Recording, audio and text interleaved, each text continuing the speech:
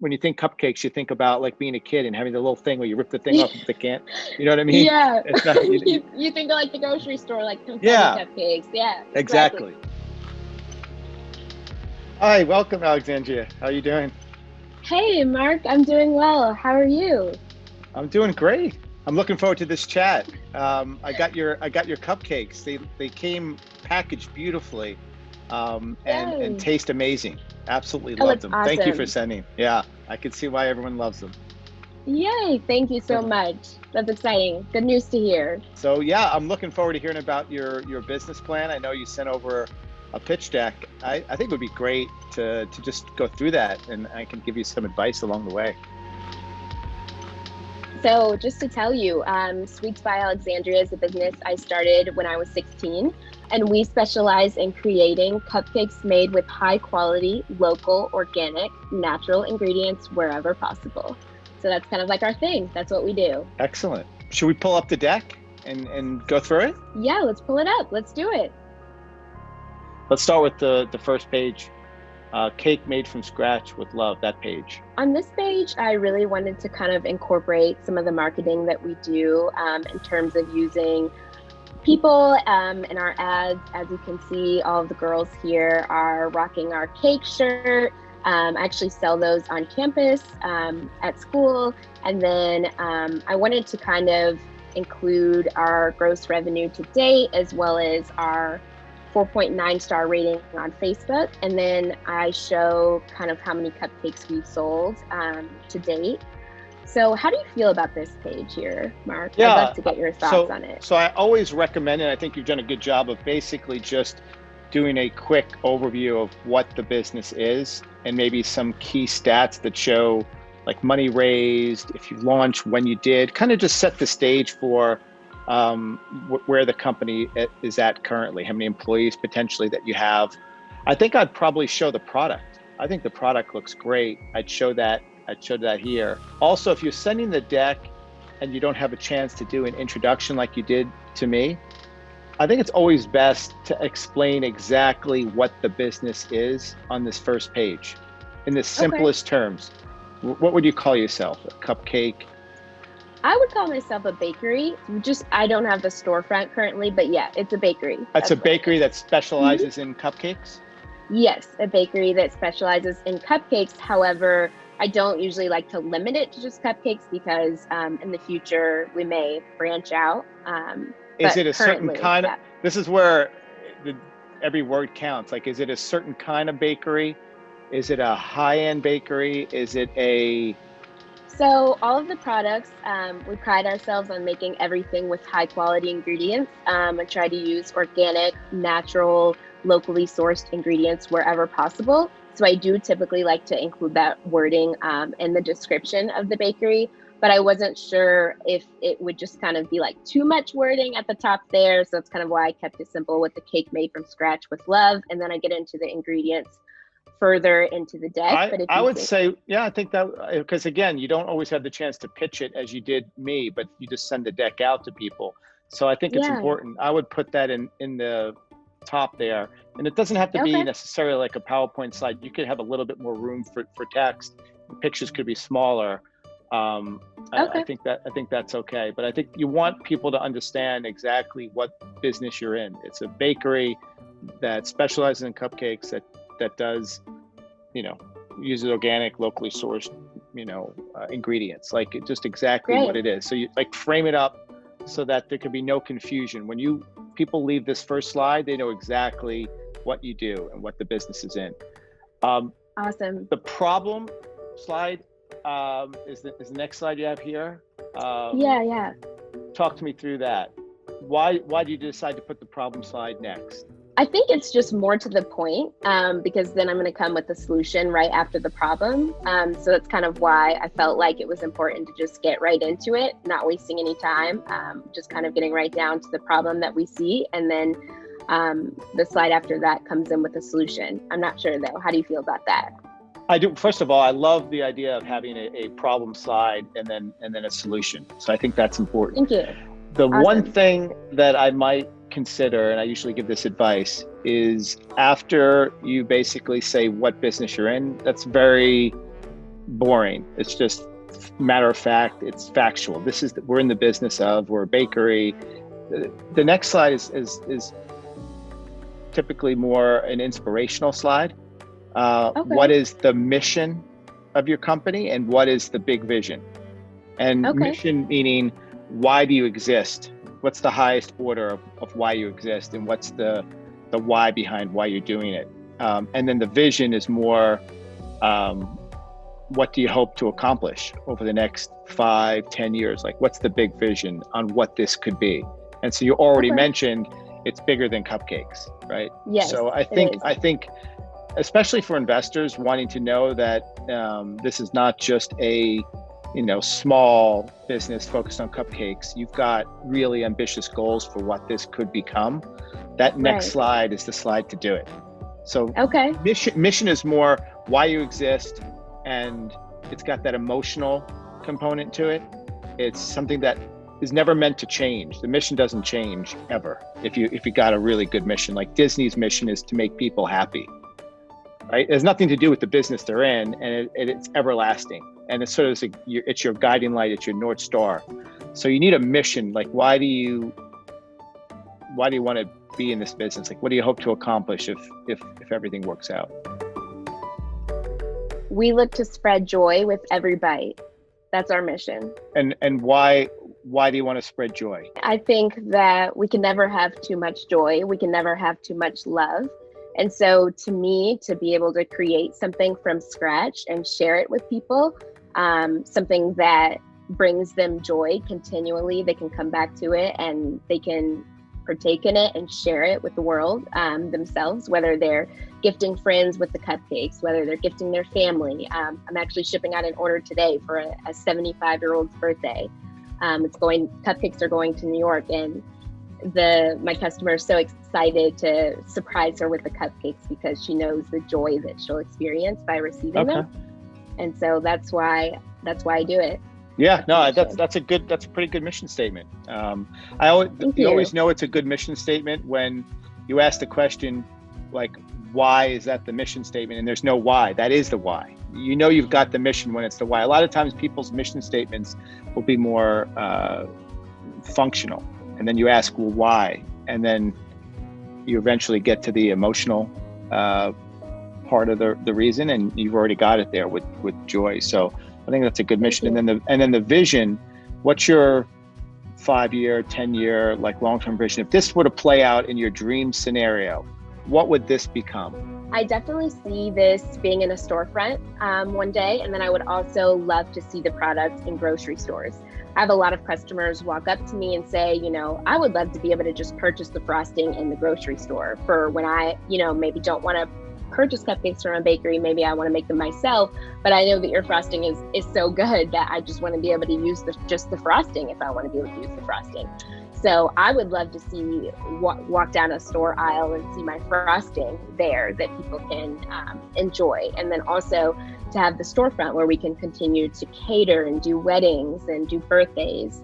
And then I would also love to continue to offer the cupcakes online for those that are not wherever we're located. They can still order them and have them shipped to them. And I would also love to see the bakery grow globally as well. I don't see it being a huge chain where there's like 100 or 200 locations, but I think around 5 to 10 locations in the big cities everywhere is the goal.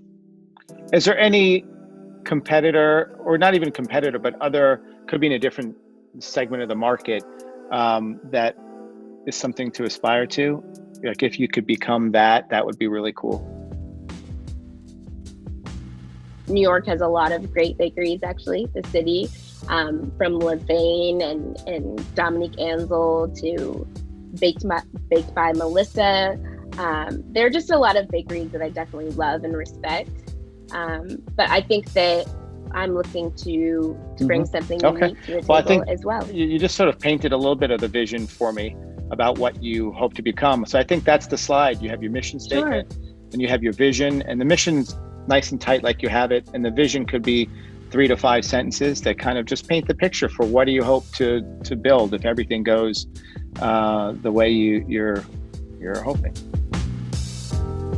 And then we move to the problem slide. Awesome. Yeah, walk me through the problem here. It's hard to find delicious sweets that are made with quality ingredients that you won't regret consuming after the fact. So that's the primary problem? Yeah, so I'd say that is the primary problem. The whole reason why I started this business was because I kind of saw myself as like a cake connoisseur. I would try cake and cupcakes wherever I would go when I was traveling. I would try them in stores, and I was running into the same problem. They were overly sweet. They weren't moist. The frosting just kind of there's this consistent, oily, thick texture that you'll taste a lot when you taste frostings across the board pretty much. And I was like, I love the concept of this. I love the concept of cake and cupcakes, but I don't think it's executed very well. So I kind of I took it upon myself to use better ingredients and to see what my result was. And so when I started baking using organic ingredients wherever I could, I looked at the result and I was like, wow, this is pretty good. Let's see if people like this. And so that's when I started selling to family and friends. And I think I knew that I had something when I was like 14 or 15 years old and people wanted me to do their birthday instead of going to like the established bakeries that were, just local on the street. And so yeah, I think it's hard to find cupcakes that are done very well and full of flavor and moist and delicious. And so I think that's the problem, and I think that we have the solution. Yeah. Okay. First of all, I think everything you said there sounded great. I don't see that on the slide. I think you need to add more of the problem that you just outlined into that slide. It's a little generic right now. Because it's basically about hard to find items that have quality ingredients, but you gave a little bit more color to me just now as you outlined it. I think it would be good to put that in the deck. Some of the more specific reasons. I think that would be great. Great. Instead of the next slide, you call the vision, that's your solution. I probably wouldn't call it the vision just because you would have the vision on an earlier slide with the mission on sort of the big vision here. This is more the solution. And let's walk through this one. So to bring the finest sweets with our signature made from scratch. So let's walk through that one. The main goal here is to share this product and this experience on a larger scale, right? So being in business for the past 6 years, obviously I've come into contact with a lot of people, and I've heard the reviews that we've received, and the goal here is to share that experience with people all around the globe on a larger scale. And so I think if you've tasted the cupcakes, you know what I'm talking about when I say that they're made from scratch, and then it's full of love. When you just taste it, you understand it, and that's what we're looking to share. With this slide, I just kind of wanted to illustrate that experience that you get from trying it, and then that we want to be able to share it on a larger scale. So I think that's where I was kind of going with that slide. Not sure if it really. I think there's elements of this maybe that would go in the vision. Okay. Because it's part of sort of what the picture you're hoping to paint. On the solution side, I think I would directly answer the problems that you outlined. So if you talked about like most places don't use quality ingredients, in the solution side, just point out exactly what types of ingredients you use and why they're different from what you would typically find. So I think that's important. Do you have anything, surveys or any kind of data or taste test or anything like that where people said that this is more moist or the frosting's not as oily, or some of the things? Again, I'm trying to address the problem more specifically. And to the extent you don't have that, maybe you can get it. But I think it would be great if you had data like that to put on the slide. Yeah. So how do you feel about including like Facebook reviews or Yelp reviews or anything like that in the deck? I wasn't sure if that was a good idea. Yeah, no, I like it. I like it. Okay. I like it. I think, again, I would just outline the problem in more detail. Like these are the specific problems, and then in the solution, trying to address each of the problems with how you're solving it. And you know, if it's just straight up like doesn't taste good is the problem, and you've figured it out, well, prove to me why you know you've solved that point. And I think the reviews are great. I think that's a great way to show it there.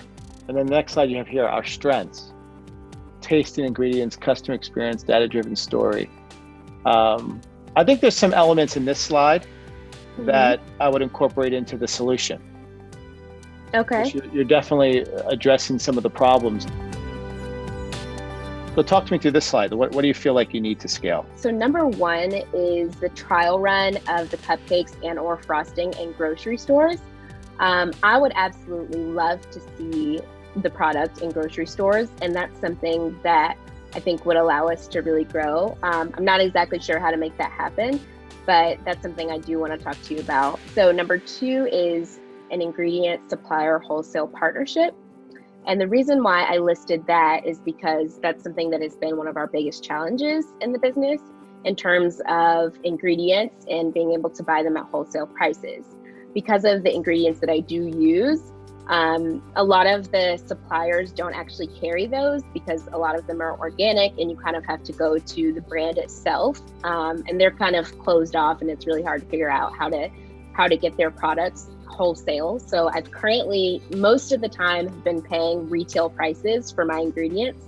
And so that's a challenge, and also something that we would need to work out in order to scale. I have a shipping carrier partnership because currently when customers are ordering cupcakes for overnight shipping, they're paying like $100 to have their cupcake shipped. And a lot of customers have been completely willing to do that. But I feel like if we had some kind of partnership with the shipping carrier, we might be able to offer more affordable shipping for like next day air or overnight shipping, as some of the bigger bakeries and stuff are able to do. I'm assuming they have some kind of partnership with the shipping carrier. So that's something that I would love to see. And then I have additional human resources and capital. And the reason for that is, of course, with it being a food business, you have to produce the cupcakes every single day. And I would definitely say that we could use more help in the production department in order to scale. That's another one of our biggest challenges. When I had my kiosk, we were actually getting pretty close to our capacity in terms of meeting the demand. I don't think we could have handled any more than we were doing. So I really kind of became limited because I wasn't able to continue to market the business because I knew we didn't have the capacity to do any more business than we were doing. So, and then of course, to have more human resources, you need money. So yeah, that explains it. On the online shipping. Yeah. People are paying like, it's like $100 to ship it. Is that what it is? It has to ship overnight. It can't ship 2-day ground. Yeah, so 2-day ground kind of works in the winter and the cooler months. But during the summer, like when it's super hot, we prefer to just ship them overnight. They are shipped in an insulated box with like ice shipping packs that do keep it pretty cool. But in terms of like keeping the cupcakes just at the right temperature, overnight has seemed to work better. And yeah, it's been anywhere from $100 to $130 for overnight shipping, and customers have been paying it. So. Wow, they must really like the product then. That's good news. And it shouldn't be that much when you start to get more scale. It shouldn't be anywhere near that price point. Yeah, exactly. I know you mentioned grocery store. Just we should get back to that for a second. I think it's important to determine like where do you want the brand to live in terms of the market. Do you want it to live in sort of the higher end of the market? And certainly like the way you packaged it felt very premium to me and felt like you could command quite a premium. Thank you. While the grocery stores is sort of, I would think, more at the low end of the market. And so you've got a premium, high quality product. Does it make sense to put it in grocery stores? I spent more of the years thinking about it like that. The grocery store thing was kind of a thing that's come up over the past year or two, with people just being like, oh my God, I want to buy your icing, just your frosting, you know? So I've kind of brought that a little bit up into consideration, but originally that was my thought process. Is just that it would be more kind of exclusively offered. It wouldn't be something that you would be able to get. If you think about it in terms of here's the target market. Here's how I've built my product and brand to fit that target market. When you start going down that logic flow, grocery stores don't play. You know? And it's just a distraction, and it's too easy. Even if a grocery store said, I want to carry this, saying no is hard, but it's the right decision, because it's not. It's true. Your target market and your product and market fit is like perfect, and it lends itself to a high-end shop. Sometimes, you need to build the brand first before you put it into places like grocery stores, because then they know the brand's like a high-end brand, and then they have it available. But before it's recognized as a high-end brand, the fact that it's in a grocery store without previously knowing that it's a high-end brand might not think it deserves to be a high-end brand. It's like it's a little bit of a catch-22. Like, you may want to start and build the brand and not put it in grocery stores. For the same reason, by the way, high-end brands, won't put merchandise online in mass merchants. They won't sell it on mass merchants because they're high-end and they want to have that premium status. And then once the brand gets really established, and they're looking for ways to expand, they have to make the trade-off of, do we go a little bit, down market and then widen the base of sales, or stay premium? Some of them stay premium, some of them go mass.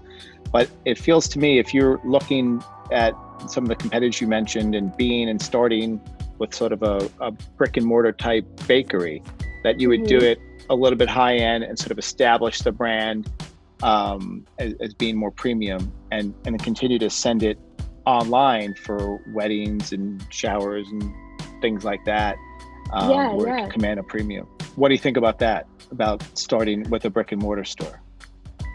I would love that. I definitely think a storefront is great for this type of business, just to have that physical location for customers to come in. And, with it being food, when you want something sweet, you want to be able to just run and get it. And so that's the really nice thing about having that physical location. I think the grocery store route is nice, though, for those customers that don't want to buy a full cupcake, to have that option to just go in and get the frosting and being able to enjoy that as well. Kind of like the best of both worlds. Have you looked at how much it costs to open up a bakery yet? I have lots of pretty pink Excel spreadsheets. Okay. But I think it's probably changed now due to the pandemic and everything happening. I would love to ask you how you feel about this new economy that we're in, and do you think it makes sense to do a storefront for my type of business in the new times that we're in? I do think, with every crisis, there's opportunity. And I do think that this is a terrible time for small business and brick and mortar companies specifically. I would imagine it would not be a great time for bakeries either. Unfortunately, the weaker companies probably will struggle to survive. I think if you're doing well and you're a good company, you'll make it. But coming on the other side of COVID, I would expect there to be more demand than supply. I think there'll be opportunities for brick and mortar businesses to open again once there's a vaccine and people are out about and we're back to normal. It might not be for a year and a half or 2 years from now, but I think it will get back to normal. And I think at that time, there will be a lot of opportunity for brick and mortar players. So I think giving yourself a year or two to sort of plan for that and prepare for that makes a lot of sense. I think also real estate will probably for a period of time be attractive in terms of getting leases. So that's another advantage that you have. So no, I would buck the trend and actually see this as a really good time to be thinking about starting and opening brick and mortar. I think what's missing, just going through the deck here, so I think a clear plan as to how much money you want to raise and what you're going to do with the money. Okay. So if you do decide, like, here's my strategy, I want to, in 18 months on the other side of COVID, I want to launch a brick and mortar bakery and I need, $500,000 to do that. Here's, kind of some of the big line item expenses. And then probably a slide on how much revenue you expect to do from that store and the profit potential, and sort of like build like a little financial model of that one store. And then basically this round of capital is to prove that one store. And then you'd have basically a slide that says, the future. And it would be, assuming we prove the economics of this one store, the goal would be to launch a series of stores over X period of time. So people know that you're thinking beyond just one store, that it's really just this first, money raise is really to prove the concept, prove you can make money in brick and mortar, and then show the plan to do after that. I think in terms of, I think we probably need a slide that shows the price point of the product and sort of your, like what it costs and what your margin is, like what are the unit economics of the cupcake itself. I'm also inclined to think, you said before you hope to be a bakery that sells everything. I think there seems to be an opportunity here on just having a high-end cupcake bakery to start, to prove the model with a smaller footprint and do it in high-end the way you are, where people come in and make orders for weddings and showers and things like that. So a smaller footprint, higher end, sort of like, I'm drawing a blank on, what's the macaroon company? Oh yeah, La Durham. I think, La Durham. I love that company, by the way. That's another one of that's actually probably one of my favorites, in the dessert area. And love it. It's not competitive with you, and they do a really good job of, it's like a high end, right? It's positioned high end. It's a small footprint. People pay a lot, and it's mostly gift. Some people might just come in hungry for a couple of macaroons, but it's typically but it's typically gifts, and it plays a really important role. If I were you, I probably would do some research on that company as to how big they are, how many stores they have, what the footprint is, the revenue per, like try and draw the goal here is to get any investor to sort of like be able to like see more, because they you don't have anything yet, and I think seeing more would be pointing to something that they could like grab onto, like we want to be the laundry of cupcakes, like some sort of like tagline or something, so like, I think I get it now. You got this great product, it's high end, and let me show you laundry. They're doing 100 million in revenue, and they've got stores all over the world, and people buy them for gifts, and look at the premium they're able to charge. One of these things they're paying $1 for, that kind of thing, as part of your pitch and story. Great. And so one of the things that I always tell people is, don't have too many things for the investor that they need to believe to invest. Try to get it down just to one thing. Like, what's the one thing that somebody has to believe in order to want to invest? And so you try to take off the table, like, the fact that the product's great. You're going to prove that. You're going to have, like, surveys. You're going to have all your comments on social media. You're going to have your blind taste, all this stuff. And somebody's going to say, okay, I believe that. Great. Because you don't want to have too many things for them to believe. Then they have to believe. Then they have to believe that there's a market for it. Well, let me tell you about Lottery. Like, it's like massive, and there's a huge gift giving market. That's the other thing, is talk about the size. Once you do talk about the target market, talk about the size of that market. So if you're talking about showers and weddings and things, all the things that your cupcakes could be used for, what's the sum total of that market in the US? Okay. Right? Like, if it's $1 billion plus market, it starts to make you think that there's a big opportunity here, right? The next thing that they're going to need to believe is that you have the team to execute, like, that you can go find the real estate, build it out, hire it, and do the marketing. So I think what you'd probably want to do as part of the fundraising is to say that here are the 2 or 3 critical people that you'd like to hire to bring on the team. that complement your skill set. So you're clearly the visionary. You've got the vision for the product. It's your product. You might need somebody to help with, has operational experience in running and managing a bakery, potentially.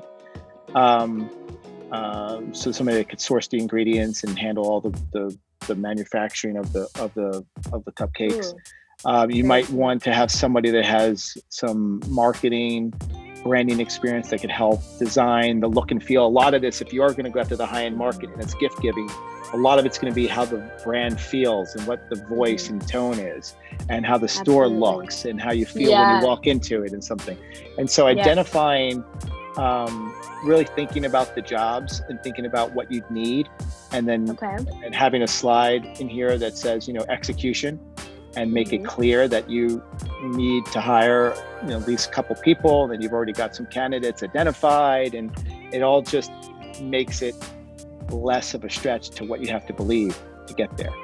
You had your vision, strategy, problem, solution. This is our product. Our go-to-market strategy would be a slide. Like, our strategy is to, build a brick and mortar store that is high-end, small footprint, premium, focused on who's the target market, gift giving, that's another thing you don't really talk in here about, really the target market. Who's buying these? Shower, thing, all the different places and gifts. And the next question people are wondering is, does this, and then you say, the next slide, you say, goal is to be the lottery of cupcakes.